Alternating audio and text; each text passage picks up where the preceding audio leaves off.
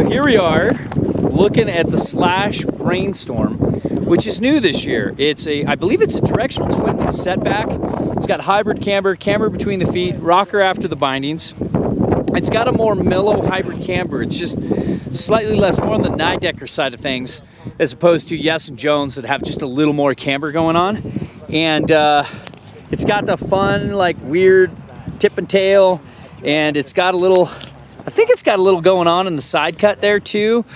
And this is like a really fun all mountain board. One of our problems with this board, which was kind of a bummer, is we got sized up with large bindings instead of mediums.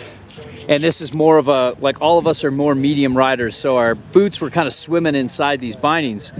But I could imagine it with normal bindings, and it would be a very fun, very easy edge-to-edge board. And I was surprised at how well I could turn it with large bindings, because normally, sometimes that's my ultimate nightmare. You know, not being able to use the gas pedal, the toe pedal, and you know, not really having the same like heel-toe turn initiation. And I was surprised at how easy it was. So putting this up with a pair of medium bindings would just be super easy edge to edge. It butters, it plays well. And if it does have a setback, it'll be a great ride for like intermediate to, you know, beginner, intermediate, maybe even advanced, like all mountain riders who love to center up their stance, ride switch, you know, learn a little bit in the park, pipe, play around. But then on powder days, they can set it back and get a little bit of extra float. And this hybrid camber with a lot of rocker in the tip and tail will really help people float. Guys, what'd you think? You know, because this board, when I first got on, I immediately felt like it was a little bit heavier than the rest of the boards I rode.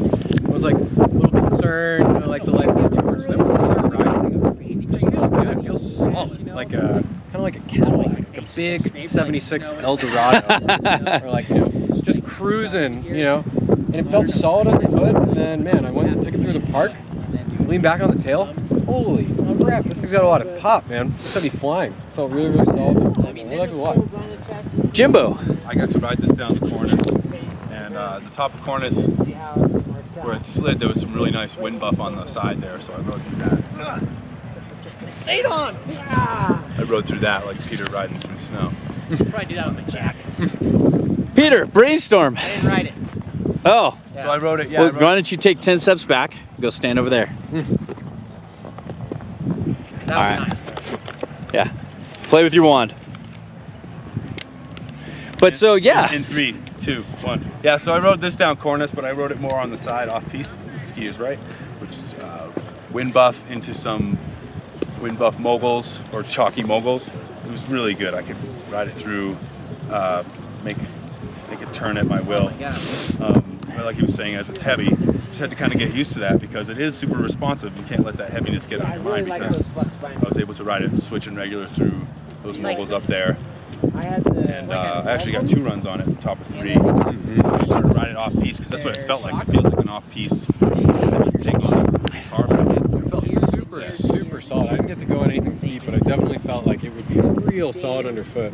Or I feel like if you're like a little bit bigger guy, like a bigger dude, Yeah. Bigger dude for smaller board? Yeah, exactly. Like it would definitely keep up. You're not gonna overflex Girl that rides like a dude. it. Yeah. It just felt real solid.